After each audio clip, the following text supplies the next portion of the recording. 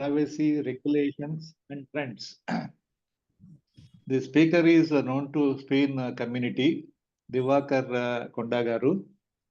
He is a senior director with Signity, where our friend Hari also is working.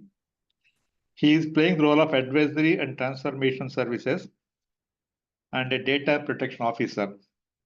He has more than 25 years of experience in various fields of agile transformation, quality management systems, test centers of excellence, program and project management consulting, business excellence, metrics and convergence, and data privacy governance.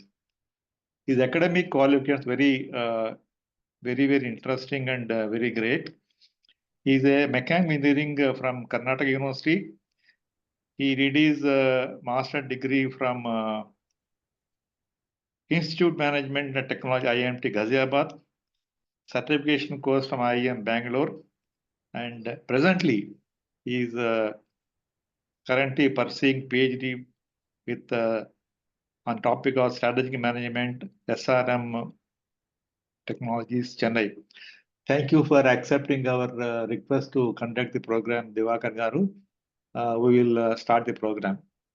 Whoever is joining is there, no problem. You can share your screen. Nagesh Garu. Yes, sir. Okay. Let me share my screen. First of all, meanwhile, I'll share my screen. Thanks for this opportunity, sir. If I miss something, you can add your own profile, Divakar Garu. Yes, definitely, sir. Thank you. So, can you confirm, sir, you are able to see my screen, right? I'll just put on slideshow. Full screen, between full screen. Yes, Divakar Garu, we are able to see your screen. Okay, so before I start, thanks to Heightspin. It's been like more than a decade. I think when I came to Hyderabad in 2008, moved to Hyderabad. In 2009, I started meeting Heightspin, I think in Kamath Lingapur, long way back, when Pradeep Ramji and Krishna Kumar from Cognizant has referred me Hyderabad, because I was part of Cognizant Bangalore spin. But when I came to Hyderabad, moved to Hyderabad is a journey which I started my volunteering thing, and thanks to the advisory team, Gandhi Garu, Prakash Garu, Malika Garu, Prasanna Kumar Mamadala, Praveen, many guys I have interacted a lot from 2009, I remember. And I always wanted to be on the speaker side, and it took almost more than a decade to be on the speaker side. Thanks for giving me an opportunity. And being a designated DPO, why I said designated, because organizations, it is mandatory. We have to designate a person. So I am the designated DPO at Cigniti. Now Cigniti is acquired by Coforge. Now it's Cigniti, a Coforge company. So as part of this company, I was part of this privacy governance. So I just wanted to share my experience. Do stop me if you have any questions or anything that you would like to ask. Please, you can always reach out to me. I'm on LinkedIn, very active on LinkedIn. You can connect with me on the LinkedIn. So to start with, probably I know we have a very minimal audience, close to 7, but I'm happy to share, or please open up and then tell if something is needed to double click.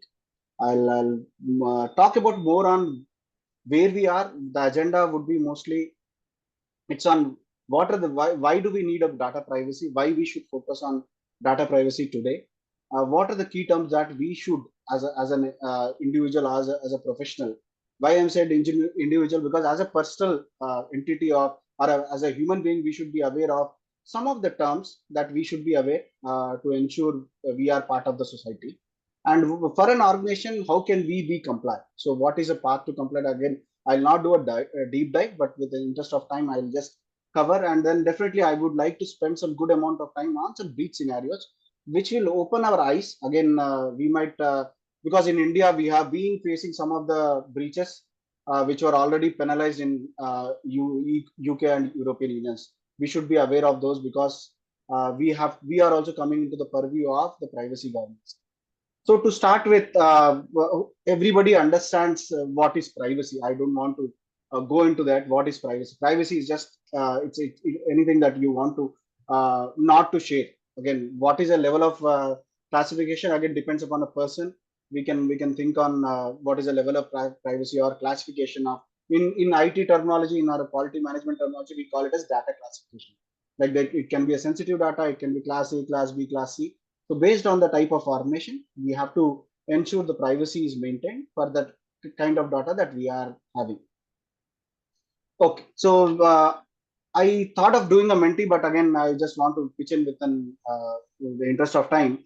So 71% today, we have 70%, 71% of countries have their own laws, privacy laws. Again, this data is as per December 23, but again, US has evolved a lot for last 6 months, and this percentage will definitely increase. Apart from, because I'm only talking about countries, so 71%. Within US, they have their individual state level laws also. So 71% of the countries have their own privacy laws.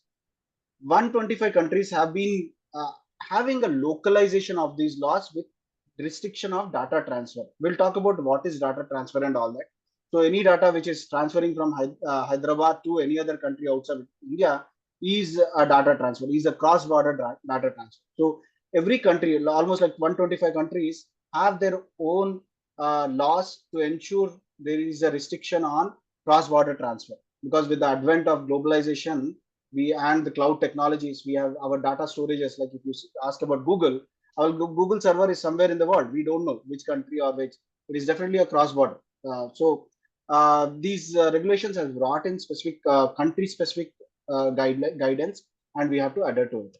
Some numbers again, the highest penalty that has come up with UK GDPR ISO is like top 4 fines were from ICO, Information Commissioner Office, which is a supervisory authority of UK GDPR, and top 4 fines are from this. So you can imagine privacy fines are the highest ones, and approximately close to 2.3 billion of European in European Union GDPR fines were penalized in last 1 year. Again, the timeline from September 2022 to August 23. So these are it's a big number. Then we should be worried. Countries like Europe, which we assume that they are very stable and having a very good quality management system, still there are penalties. Why this privacy regulations are important? We should understand, yes, there are regulations coming in. Why these are coming in?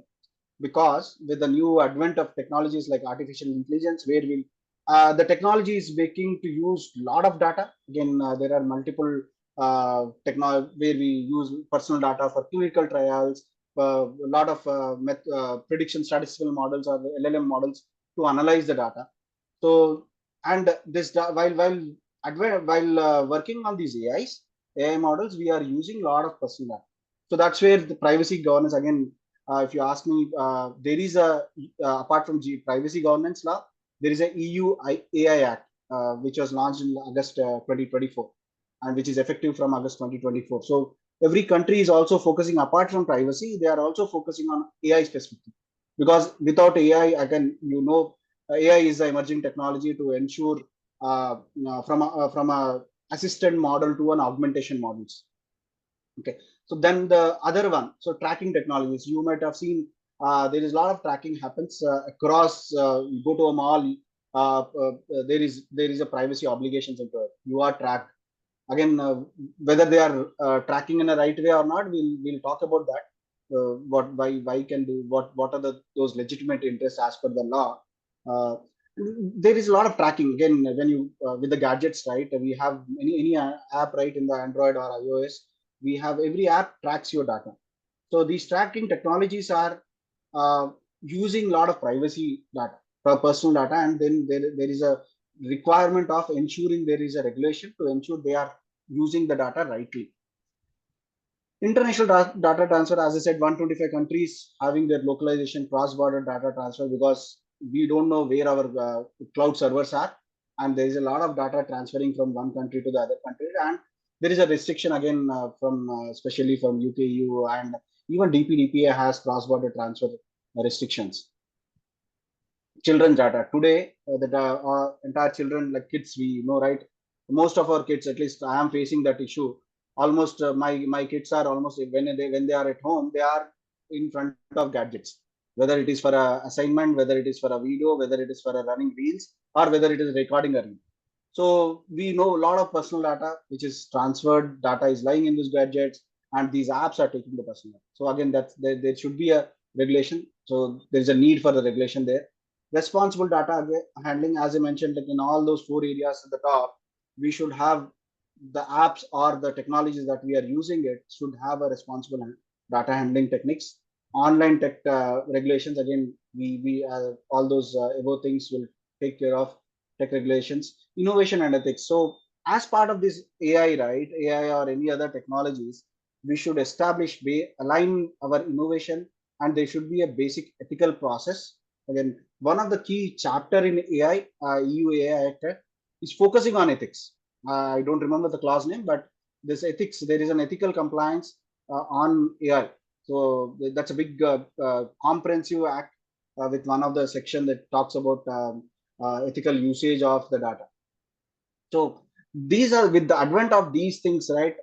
So every country is looking into their privacy regulations to ensure individual data is in a safe hands. So with this, I'll just take a pause if any questions.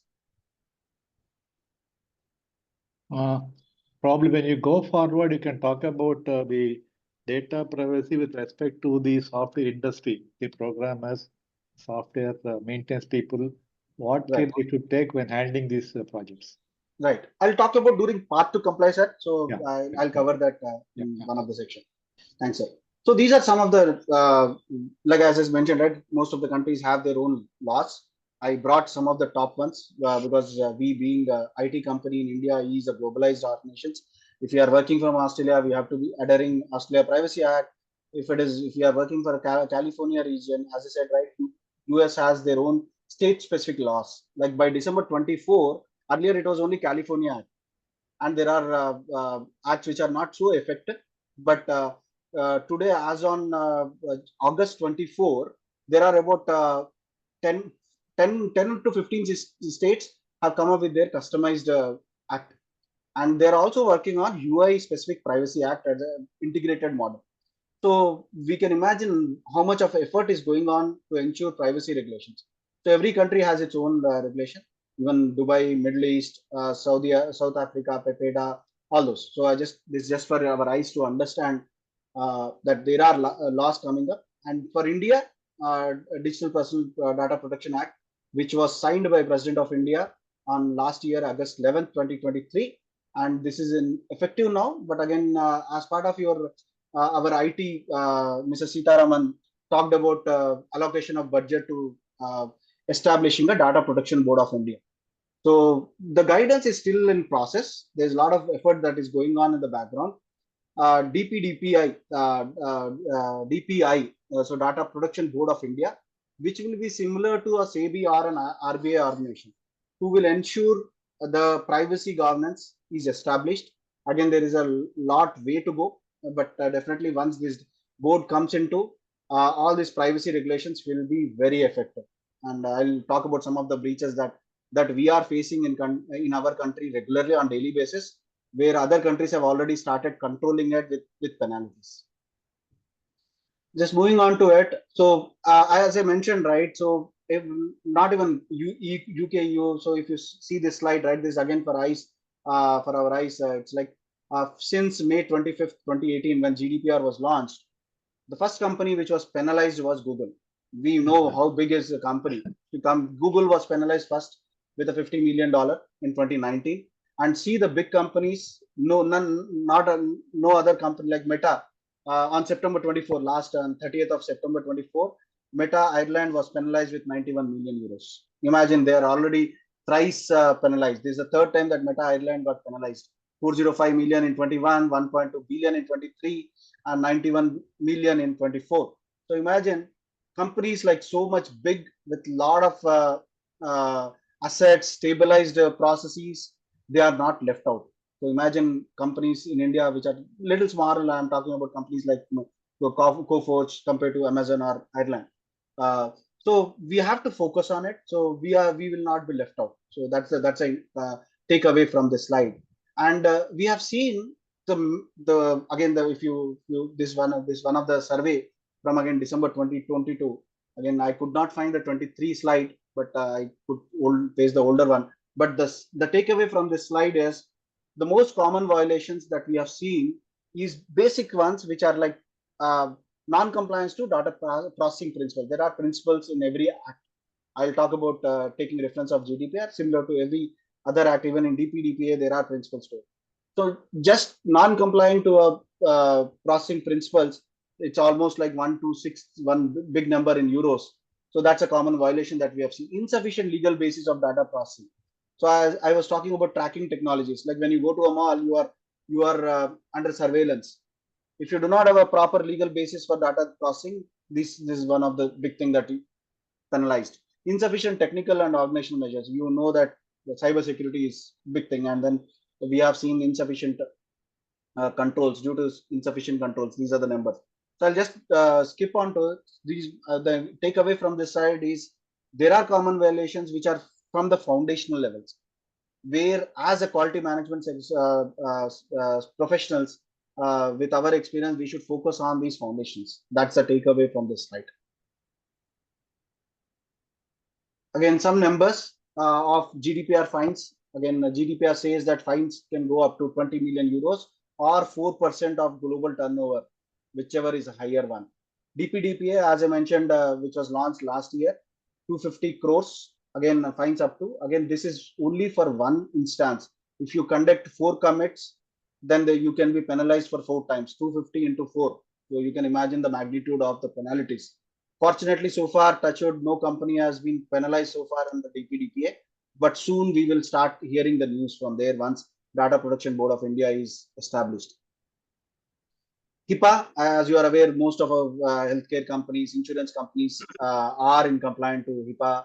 Is the number. COPIA is for South African law, which is about 10 million rands. Again, I just brought in some numbers because the magnitude of the amount, right? It is not easy. If we are in a small company and we will not be able to afford such penalties for our organization. So we can think on what, and definitely branding is an impact. So the moment there is a breach, we are hearing the moment there is a breach, Meta Ireland 91 million. The moment you get here in a public, you will lose the brand value of Meta in Ireland. So, and some more, I will talk about some more privacy stats in terms of what type of personal data is breached. Like in most of the cases, 44% of the data breaches, IBM survey says that it is more of a name, email, and password. These are the key things. Again, all these 3 things are very critical for us. Passwords are very critical to ensure our security. Companies, the legal jobs, IO said that 67% of Americans are unaware of privacy laws in their country. So imagine 67% of Americans. When it comes to India, we have to understand what will be this percentage. So that's where one of the stats. Google stat says that 60% of US adults don't know what phishing means. And that's again big thing. 76% of users believe companies must do more to protect. So that's again a state of mind report that called out. So these are some of the privacy stats I would like to bring and understand why the privacy governance or privacy regulations are important for any country and every company or as an individual. Even for an individual, this privacy governance is very important. So there are ways, like we know, right, in India, DND is one of the control point, but again, the effectiveness of implementation is not serious in India, but DND plays a vital role. We'll see one of the scenario on the DND. I'll just take a pause. Any questions so far? Okay. No. Sorry. Good. So let me move on. Some key terms I would like to make you understand. Like again, you might be knowing it's basic English. Personal data means any data that is related to a human being or a living person is considered as personal data. Some of the examples here. It can be a contact number, Aadhaar ID, PAN ID, sensitive data like my blood group, healthcare information, email IDs, passwords, photos, any code, even the code that is related to a person's thing are considered as personal data. Some other key terms. Again, every act has their own terminologies. Again, I brought in a few terminologies from DPDPA as well as GDPR. Data subject is a term used for as part of GDPR, which says person to whom the personal information relates to. He should be a natural person or a juristic person. Data principal is a terminology used for DPDPA, which is Indian Privacy Act. Data controller is as per GDPR. Data fiduciary is as per DPDPA. Responsible party is as per POPIA, which is South Africa. I just brought some terms randomly. What is data controller? Person who determines the purpose of and means of processing the PI. He is the data controller. Data processor, person who processes the data. So, like say, as an employee, right? We are the controller for employee data. Okay, but say again, say assume that we are providing IT services to a insurance company. Okay, so company who collects the data will be a controller, and the company which processes the data on behalf of controller will be a data processor. Okay, so that's a difference between controller and a processor. What do we mean by processing? There are few terms like processing, profiling. Processing means anything that you do, collection, storage, modification, destruction, anything that you do is a processing. Profiling is more on automative processing of the data is called profiling. Okay, and privacy, I not talk. DPO, then some acts mandates that an organization should have a dedicated or a designated DPO. So, or when I say designated, it can be within the organization or it can be outsourced as a processor, sub processor. So there are ways to like small organization, they'll say, okay, I cannot afford to hire a DPO. Okay, so they can do a subcontracting. There are guidelines into that. But like DPDPA, GDPR mandates to have a DPO as per that. Okay, now a few things again. So far, any questions so far? These are the terms that I would like to talk, and then I will talk about some another terminology called legitimate interest. What do we mean by legitimate interest? Again, this is very important. So two things. One, the data can be processed by two ways. One, with a consent. Two, by legitimate interest. If the data is not in these two categories, then you should not process the data in any way. In the moment you are bypassing these two components, then you are breaching the personal data privacy. So that's a key thing that you have to understand. So when do we say that's a legitimate interest? Again, there are few entities. Again, these are as per DPDPA. So voluntary provision. So when you go to a malls, right, we have seen like, okay, you submit your name, the email, phone number, and everything. You are voluntarily submitting to it. So that's a voluntary. So when a person submits his information voluntarily, saying that I'm good to go, or you are submitting saying giving the data to any organization, is called legitimate interest. Voluntary submission is called a legitimate interest. Availing services from state instrumentalities. So where you go to any, like say you are going to MeSeva and asking for some service, government service. So you have to submit your Aadhaar card, or you have to submit your mobile number, something. So if you want to avail some services from any government or sub contracted nations, that's again considered as legitimate interest. Performance of any function by state. To conduct a general elections, you have to perform. You need a personal data of individual. So that's a legitimate interest as part of to ensure integrity and sovereignty of a country.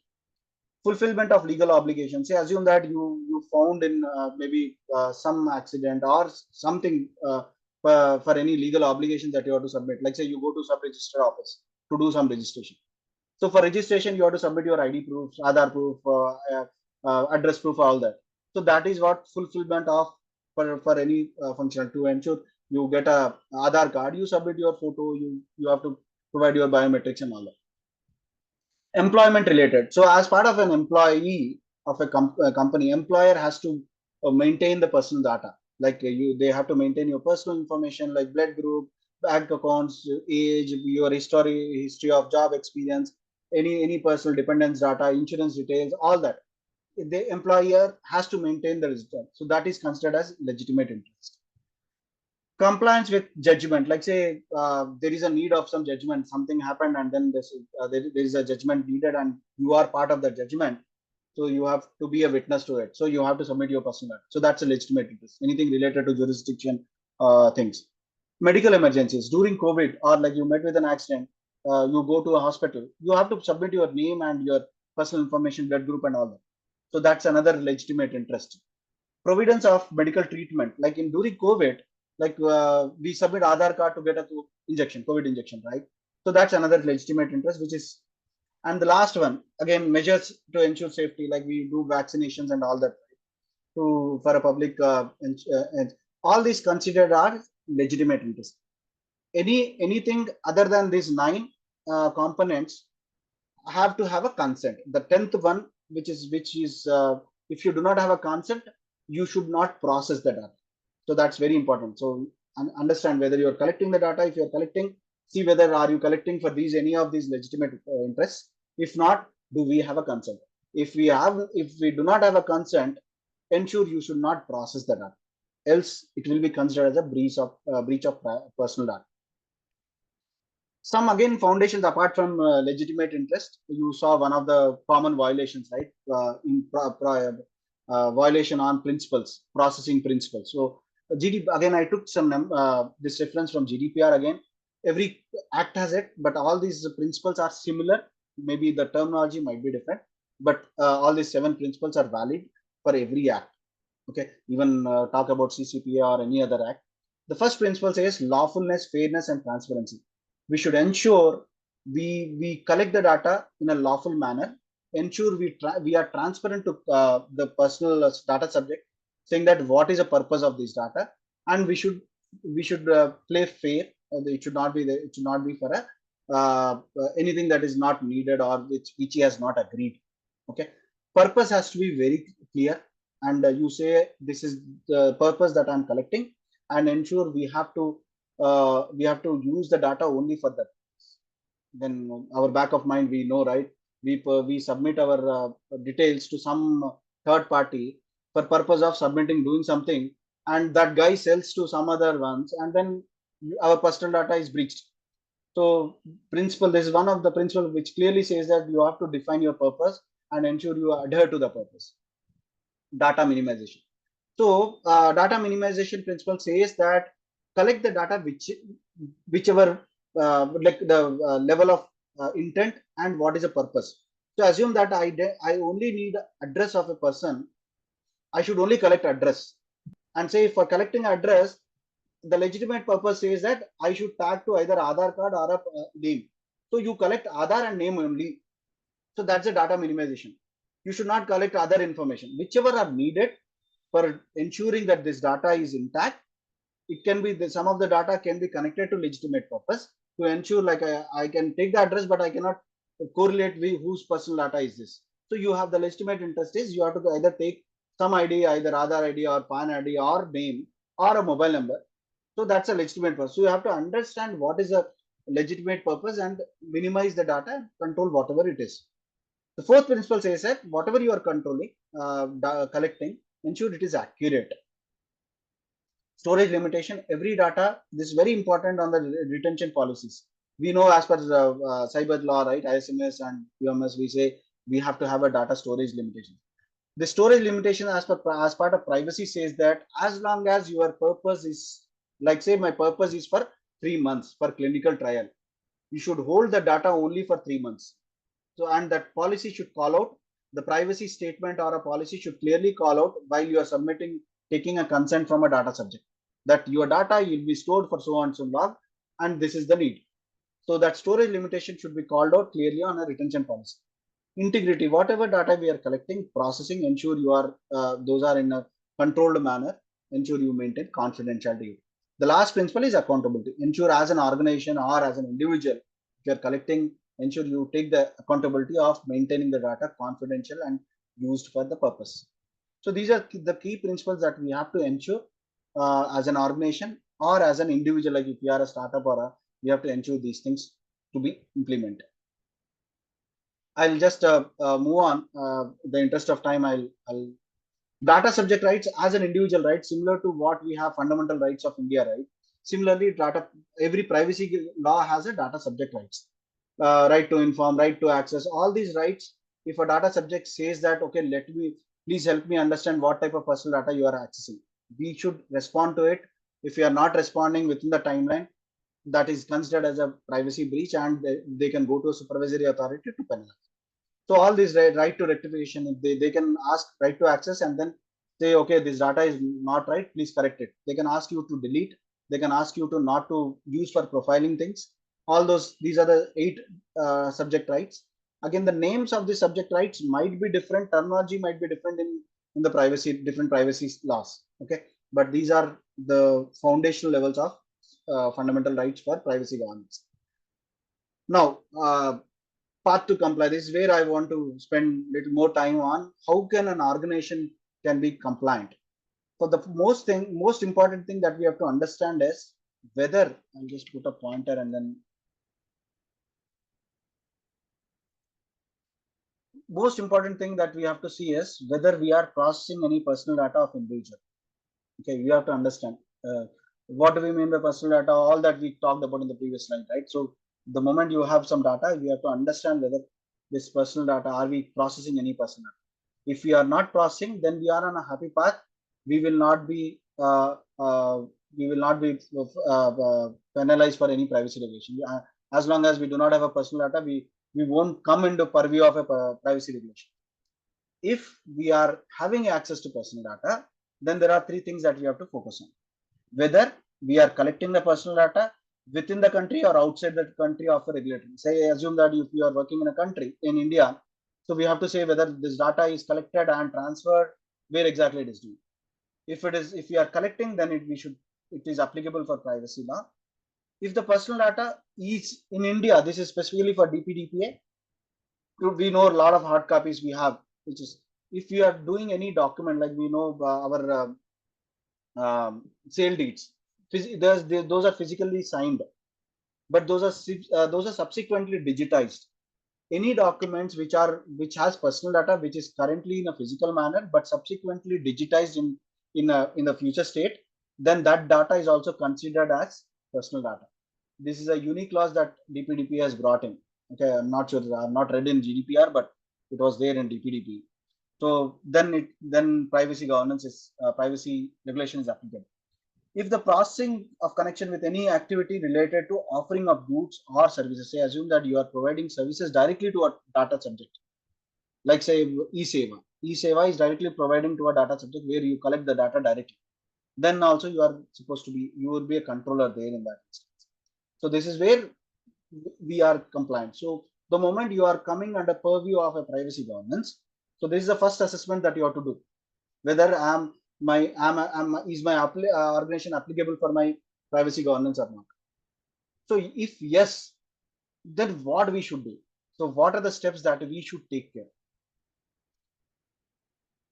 The first thing, again, I just removed because it will take animation. So the first thing that we have to do is we call it as privacy by design.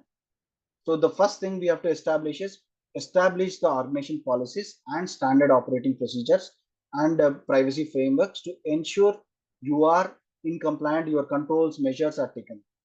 Once it is done, so you have a QMS, like similarly for 9001, right? You have a QMS in place. Similarly, you have to have a PMS, like I remember Gandhi sir has talked about PIMS in one of the session, which is privacy management system, privacy information management system. So PIMS says that you should have your governance privacy by design and ensure your privacy management systems is established. So you have sufficient privacy policies and SOPs. Once you have established, to ensure whenever you are having any contracts, it can be contracts with vendors, it can be contracts with your customers. So ensure you understand what level of personal information transfers or personal data is. So understand the scope and applicability of the contract, and then see what is applicability of privacy law. You just run through the previous slide, whether we are collecting this data or all that. Then once you do this contract reviews, then you have to do what level of data. We in the privacy terminology, we call it as data mapping. So you have to do a data mapping, ensure what level of data you are collecting, how the data is flowing, what type of data, whether it is a sensitive data, the governance of sensitive data has to be different. The governance of regular data is different. Governance of a personal data is different. So we have to do a data mapping and understand what is a flow and do a data analysis on it. Once you do this, do a privacy impact assessment. So what type of potential risk that you foresee along with the measures or controls that we have established as part of our SOPs. During this PIA exercise, in some terminology, they are also called as DPIA, Data Protection Impact Assessments. DPIA is nothing but like you do assessment. PIAs is assessment. DPIA is you do the assessment and identify the risk and take the action. So this it's an entire cycle that talks about. I didn't do the assessment, identify what are the potential risks that you have. Once you identify the risk, what are the measures you have, ensure you have a mitigation and contingency plan, and build your action plan. Establish the controls. If you have to rectify some of the controls, do that. Once you establish those controls, monitor them on periodically with a periodic assessments, privacy audits, privacy assessments, and then if there are, and start working on a continuous action plan and track those action plan to closure and continuously sustain and improve. So that's a life cycle that we have to ensure. Again, this is a typical life cycle for any organization. PDCA, plan, do, check, act. Okay, but again, what we have to do as part of plan, do, check, act. These are the key steps that any organization has to comply, has to run through these steps. I'll take a pause. I know you might have some questions. I'm happy to take some questions here.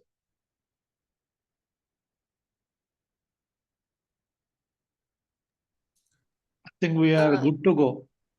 Thanks, sir. Thank you. So let me move on. So I'll talk about again. We talked about what are the steps. Again, the steps I talked just in 5 minutes, but it takes a month's effort to establish. Probably I remember when Cigniti was establishing our process. Like we spent a lot of almost like 3 to 4 months. We took time to do an analysis, gap analysis, PIAs, data flow mappings, and establish the process. All that it was a big journey. It is not a single day or overnight journey. It has to be a continuous journey to establish a QMS. I'll talk about some scenarios which will open our eyes on, okay, even for this scenarios, we are penalized. So the 2 companies which are fined, again, this report is as on 15th October 24, last week. 2 companies were fined with a total of 150K for bombarding people with spam text, offering financial debt services. Now we imagine daily I get 10, even after having Truecaller, I get more than 10 to 20 calls from them. In this scenario, it's a text also, simple text. Voice calls we are getting, even the text is also considered as if we do not have a consent, that then supervisory authority is right to penalize us. So these 2 companies, Quick Tax Claims and National Debt Advice Limited, these guys have spammed unlawful text messages. When I say unlawful, without any consent, unless and until you do not have a consent, you are not authorized to send. And they were saying that they no opt-out option. Even when they are sending this text, there was no clarity on unsubscribing guidelines or opt-out request. So as part of guideline, when you are requesting a consent, there should be an opt-out guideline mandatory. So when they are sending this text, right, they did not have an opt-out option. So that caused, so this company was penalized with 120K pounds. Similarly, National Data Advice Limited was bombarding with texts. The key thing is they have purchased personal information from a third-party supplier. So I was telling, right, one example, third-party supplier, somebody, we submit our data and that guy was selling to someone else. So that is itself is a breach. Then this company was penalized with 30K. So the advice that they say is both of these companies bombarded people with often preying on those who might be experience difficult. So we have been seeing this impact, right? So this is one of the example. The second example is targeted sales. Again, this company We Repair UK Limited, which is based on Tonbridge, they were fined on 80K pounds for making 42688 unsolicited calls. So they are penalized for, again, the other company Service Box was penalized for 5361 calls. They have penalized with 40K. Again, these guys were calling who are already opted out. Like say, I have already said that I am not interested with your services. I gave that opt-out request. even though they are calling out and there is a significant distress that is brought to this, they can be a individual or a patient. These are primarily targeted for dementia patients. So even after explicit opt out, even when I said please don't call me, these guys are calling it. So this company has UK ICO has penalized this company. The next scenario, I was talking about Meta Ireland, right? So this was again, this was last week, last month, 26 September 24. They finally released this outcome. The key thing that if you see these findings, right, Meta Platform Ireland Limited failed to notify DPC of personal data breaching concerning storage of user passwords in a plain text. So we have to ensure the data minimization, anonymization, or whatever that techniques that we talked about while handling the personal data, right? These passwords were stored in a plain text. The one root cause was they were not notified. DPC is the Data Protection Commission of Ireland, was not notified on time. So Article 33 says that you should report within 72 hours. Again, they failed to document personal data breaches concerning the storage. Again, they were not having the proper documentation on breach management. That's a second default happened. They did not use appropriate technical or organization measures to ensure these passwords are maintained in a right way. So these are and the fourth one, again, if you see, right, some technical measures were not in place. So these are the four things that due to this, even because every privacy law has their SLAs to report breach management. So the first two things are primarily related to breach management. The last two things are primarily related to a technical measures that they have established, the SOPs that I talked about. So this was for Meta Ireland. This is for Dutch regulator again, where this data transfers were happening. Again, this was for a Uber company. You know Uber, right? In India, we are using Uber company. Was Dutch data protection was accused of improperly transferring driver data from EU to US because the server was in US, and so that's where the Dutch company has. If you have not established your guidelines, you are not supposed to cross-border transfer. I was talking about localization of cross-border data transfers. So Dutch, in this scenario, Dutch has breached that process. Car rental manager, again, this very penalty was small, but again, you have to understand this guy Salim, who was from Enterprise Rent-A-Car company in US, he was accessing the records which he was not authorized. He was a enterprise manager there, and he was not authorized to access some of the critical data, but still he accessed it.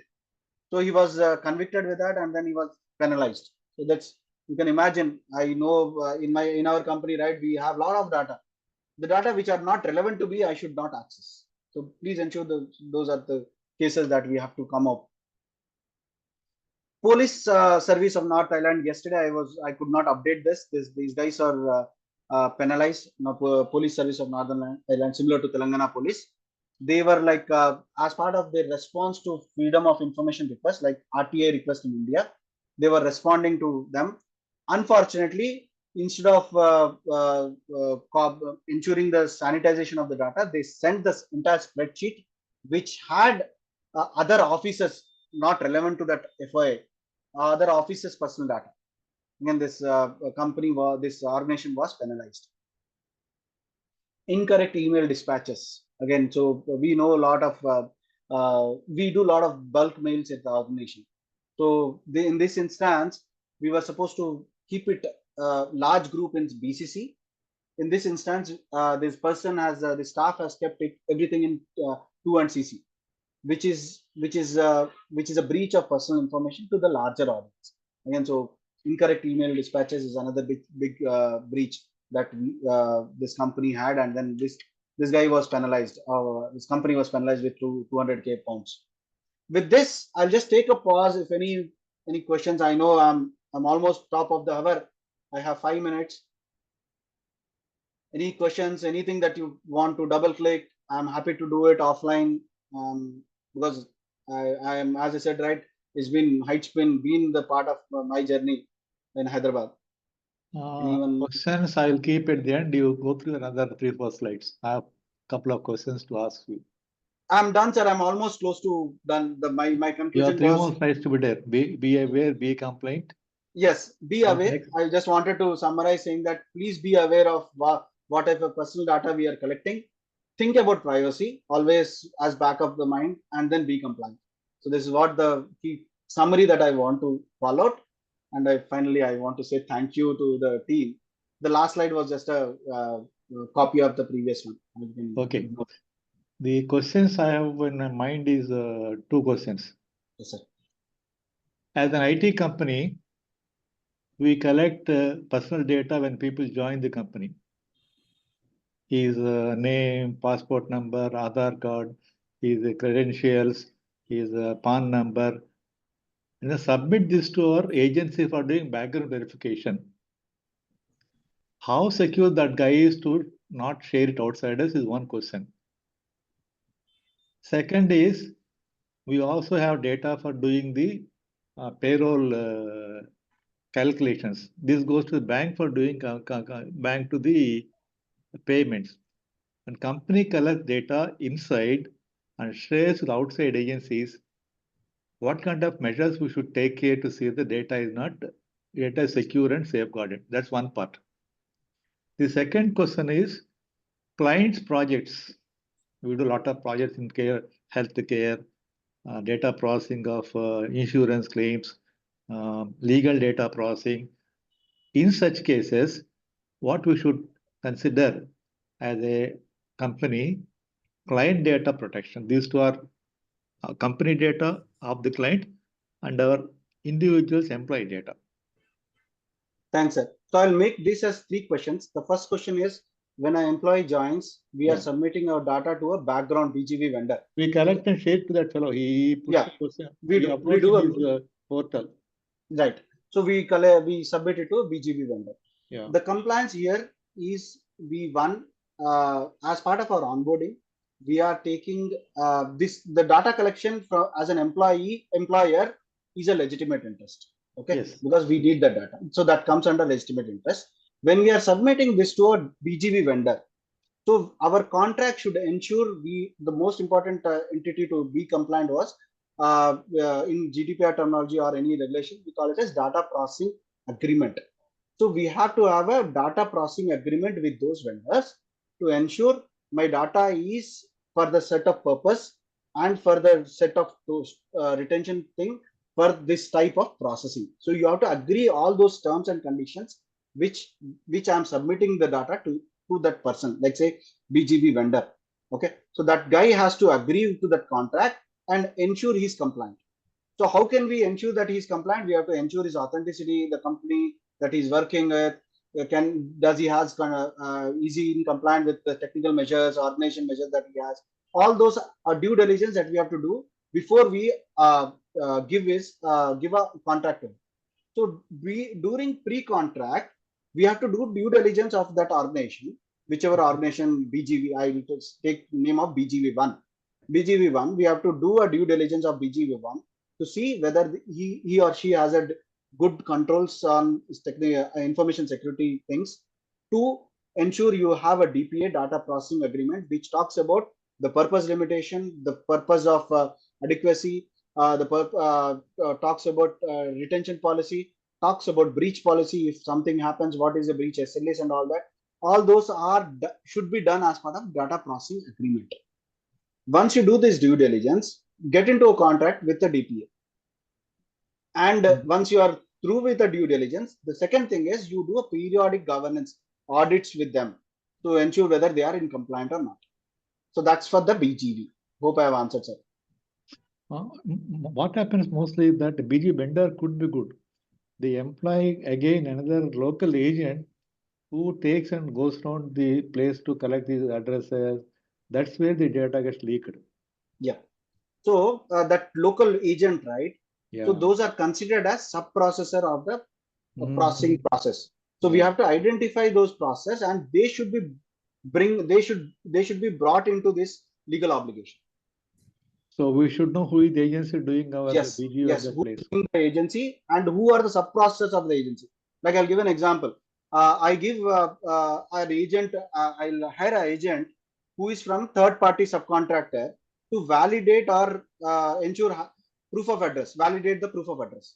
So I'm giving a subcontractor, maybe he's a third level of subcontractor. So all that details has to be brought into those contracts, and the person who is doing it also should be brought into those legal obligations.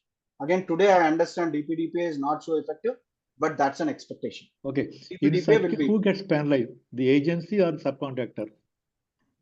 See, being a controller, I'm the controller in that scenario, so I will be the penalized. So as part of your DPO or subcontractors, you should talk about indemnification. If something happens, what is the penalties that we have to share with? Good. So we have strong contract with the agency and start doing monitoring what they're doing. Right. And we should check also whether deleting from whatever submitted to them also, they should show proof of deletion. Yes, we should do. Good, I got your answer. Right, sir. Now, on to the second question, sir. You talked about bank submitting to the bank. Yeah. Similar to what I said to BGV1, right? We have to have our guidelines. We have to have those DPA processing agreements. Today, every bank has that privacy governance in place. That is there since a decade we have. So they ideally they don't reveal, but due to these agents which are not governed as part of these legal obligations, that's where the data get leaked. Like people who work as contractors in the bank, right? They get the data and then the data gets leaked. But ideally, this governance is established already in Paytm or any other banking governances. So we should have a DPA with them and ensure we are obligated in both ways. That's the second thing. Third, on the client side, sir. So assume that I'm working with a healthcare client where I have to use a lot of healthcare information to do my, say, assume that I'm doing development and testing in IT services. So we collect. So again, as part of this contractual obligations, DPA again comes into it. The DPA that I was talking about for bank and BGV are vendor DPAs. These are customer DPAs, where again we talk about all this, where all the purpose where I collect the data, how should I get, and what are the scenarios. So most of the IT services organization, I'll just give a caveat, most of the IT services organization, we primarily connect them with our VDIs, VPNs or Citrix. And majority of the risk is in the VDIs, VPNs or Citrix only, unless we do not have a download option to your local file. If you do not have a download, your risk is almost to moderate to low. But in cases where you are able to download, then the risk is very high. So that's where you have to do the privacy impact assessments to ensure what are the risks in my systems and can I do some controls. Like we have BitLockers techniques, we have anonymization techniques to ensure the data is not downloaded. Like say today you might have seen, right? Any mobile app, if you want to take a screenshot, you are not able to do that because that's a technical measure that we have taken. Similarly, we can do in our organization to ensure there is no data downloaded into the locals. And as part of contractual obligations, you have to get into a DP, data processing agreements, and say that, okay, these are the things. Definitely, when we are doing DPA, ensure the governance as part of our regular governance, right? Awareness comes into picture. The individuals who are working on those privacy data, we have to make them aware that this is the obligations that we have went through. They should also understand. Like this example I was talking about, Uber, Salim guy, he was not aware. If you would have aware, you would have not done it. Okay, so that might be the root cause, might be awareness issue. So we have to aware. That's one of the foundational steps that we have to do as part of privacy. So these are the three scenarios that we have. I'll add to what you said. In case of client projects, today clients are very clever. They say that no data sharing, you log into our systems and do work. Yes, agree. That is where we are reducing our risk. They say that no data get shared across America. It says there you log in, work, and at the end of the day close the activities. Yes, sir. So excellent answers you gave me, Diwakar. Thanks, sir. Thank you. Yep. Any other questions, team? I just have one thing to share with you, which I'm sure all present here will agree. See, all banks have our data, right? HDFC or ICICI. And we all know that in spite of we holding a credit card or a debit card, we keep getting calls from the banks saying that, okay, do you need a personal loan, or do you need another debit card, or do you need another credit card? And real estate people, I don't know where they get our contact numbers from. Those are some unnecessary calls that we get. And they are very disturbing. We are in the midst of work, and you get a call, you keep thinking that it is something important, you answer the call just to know that this is a call that you wouldn't want to take. So Diwakar garu, what is being done on those lines, or what can be done to avoid these calls? Okay. I'll add one sentence to what Mallika Yes. said. Mallika, when I go to a shop or buying certain things, you go to More or Reliance, they want your mobile number. I don't Yes, know sir. why. Yes, sir. If you have no mobile number, bill cannot print. I said I will walk out. Agree, sir. So one, why they are taking mobile number, that's a different story. Okay. So Malika garu, so this is one of the key things. So as part of UK regulatory, because they are already in effective since long, so they have clearly established their guidelines. If you do not want call, like as I was telling, DND, Airtel had a DND launched almost a decade before, but that is not effectively implemented. So once that is effectively implemented, that will definitely reduce. Once these things are regulated properly with a data protection board, we will not get unwanted calls, we will not get unwanted SMS, we will not get unwanted emails. These are the key big things that will definitely happen. We have to wait and watch, because regulatory requirement is there already. DPDPA talks about in one of the clause, without a consent, without an opt-out guidelines, you should not connect to an individual. That is already there in the act. Only thing is effective implementation is not happening in India. So far, once data protection board is coming, we will see some good. Thanks God, I am, as I mentioned, right, I get 10 to 20 calls. Even after Truecaller, I get calls which are unwanted. I agree. Okay. So everybody is on the same board, but we have to wait and watch in India. But if you go to any other country like UK, US, or Australia, we don't get such calls. We are outside of that. Yeah, especially banks, sir. It is so very irritating because they can simplify it by I mean, having some procedures in place where if we hold an account, they can expedite our loans or anything like that. But they need not come to us asking whether or not we need a loan, or we are interested in taking a loan and all. If you remember right, when you get the high volume of calls is on the second day of the month or first week of the month, asking for usually that happens, or the last week of the month, because your accounts are zero, and then they motivate you to take credit loans or something. So there are two ways of Yeah. it. So everybody's on the same boat. Thanks, ma'am. Thanks for bringing that point. Thank you. Okay. Before we Yeah. close, I think something related to cyber crimes we can talk little, not today. Yes, sir. I can do So later. much of crimes happening. Everyday paper you open and say that people have been gullible. They ask transfer money. All this is also another day. I think they are related. Data protection as well as cyber crimes. Yes. Definitely, they are hand to hand. They should go together only without cyber security, because that's where the foundation of controls, technical controls, comes into this.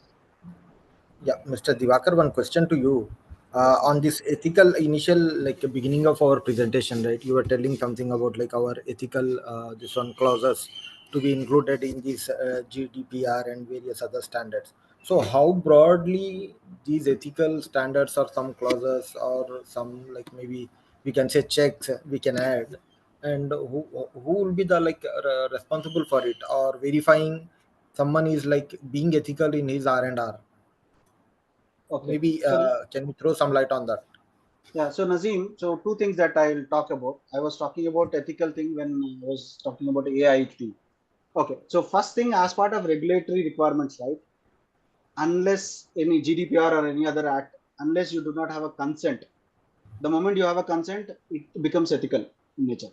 The moment you do not have a consent or you are not part of legitimate interest, you are unethical. So those are the two guidelines the Privacy Act has given us. Okay.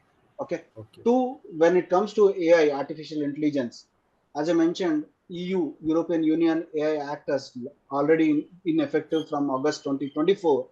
They have given one clause in comprehensive detail saying that these are considered as ethical usage of the data. And we have to Okay. go through those guidelines and rules. Again, in sometime later, I can talk on that because I'm still doing self-learning on it, on that. Okay. So once I have some knowledge, I'll come back to you on that in a separate session we can do. But EU AI Act is really comprehensive with lot of guidelines on ethical usage. Exactly. That is what I was thinking. Maybe. Okay, Fine. so we hope to see some good governance on, again, even just for your information, even Government of India is working on AI ethical usage guidelines act. Okay, so it is still in a draft state. MITI is working on it. MITI mostly had some events to understand what are the challenges from with the industry leaders. Last time when I was connecting with the DPO Club of Hyderabad, some leaders from Paytm, some leaders from Darwin Box were there, and then they were part of that MITI meetings to understand the obligations that we have to establish for EU AI Act. Okay, so hope to Okay. see all these are in India. We are in very nascent state, but definitely hope to see some good progress and evolving. And there will be it's a long journey. It's not an overnight journey. It's a long journey that we have to do. Agreed. Okay. Yeah, hi Thanks. Devakar. This is Kiran. I mean, obviously from the same organization, Simiti. So, firstly, I thank you for the wonderful session, Devakar. Apart from that, in the beginning of your session, while you're showcasing that around 60% of the population only have that awareness on in the US geography in terms of fishing and privacy is a surprising fact. And coming to Asia Pacific and a country like India, where these privacy laws are coming on a lighter side, looks like a lot of cultural shift has to happen and awareness within the departments of the organization, keeping aside the generic awareness across the masses. So, as I said on a lighter note, I think it is the several departments within the governments will get caught at the first place, in the sense that while I was verifying for any traffic challans that might have come up in for my car, I was checking on e-challan. So I just entered the car number and then it only asks for CAPTCHA and no validation as such. So anybody can, verify the status, and that's where it gives a secondary clue on which roads people are going and got the penalty. So which is not for anybody's other's business. So these are all the other adjacencies where I think a lot of awareness within the governments and the organizations also, I think, has to come up in the context of privacy and all of that. But otherwise, yeah, thank you so much. Thanks, Kiran. Definitely, you brought a good point on the awareness levels. As part of privacy by design, right? Training and awareness is a big thing. That the breach that I talked about, Salim's data access, right? That is best. The root cause was simple. That guy was not aware. If he is aware that I should not access the data. See, there are thieves. We cannot avoid, irrespective of since the ages from the history, we have thieves in place. But we have to ensure the guidance. So at least the basic governance of awareness. That's why I brought in those metric stats that countries like US says that 40% of their population are not aware of privacy regulations. So you can imagine how much of with the literacy percentage that India has. So the numbers might be very low in India. So, but that's where there's a lot of room that you talked about cultural shift, right? There's a lot of room to do a cultural shift and make each individual to understand what is their privacy importance of their personal life. We lavishly give the moment somebody stands say that this watch is free, you are getting a credit card for you, you lavishly give the data. Even I was part of that journey. We lavishly give that. But before giving it, we should understand, am I giving to a right person or not? They say that I'm authorized person from so-and-so bank. But definitely when he collects, how is ensuring that it is taken correctly? Agreed. So those are the things that cultural shift that you talked about, Karan. It's really good pointer. Thanks, sir. Thanks for the high explain. Thanks, Malika madam, for having this session. For your participation and giving the lecture, Devakar Garu. Hope to see you in your annual session on December 14th, along with Hari. Thank you, Devakar Garu. Yeah. Thanks. Thank you, Devakar Garu, for readily accepting our request to share your knowledge, and it was very clear and interesting. Actually, we would love to have more and more sessions from you. One of the most interesting topics of this year, Malika. Yes, sir. Agree. Yeah, Divakar. Thanks, Hari garu. Yeah, Divakar. And Thank you very much for taking this on priority. Though it is a short notice, we really appreciate your Yeah. attention towards PIN and then contributing for this knowledge sharing session. Yeah. Thanks. You made it very interesting, Divakar garu. Thank you so Thank much. you. Crisp Thanks, and thank you, Mr. interesting. Divakar. And is it possible to share this PPT also with us, if possible? Yes, I can do. I can send it to. It is all recorded by Malika. She'll put it to our Heightsman website. We'll do that. Thank you. Thank you. Thanks, everyone. Thanks. Thank you. Thanks, everyone.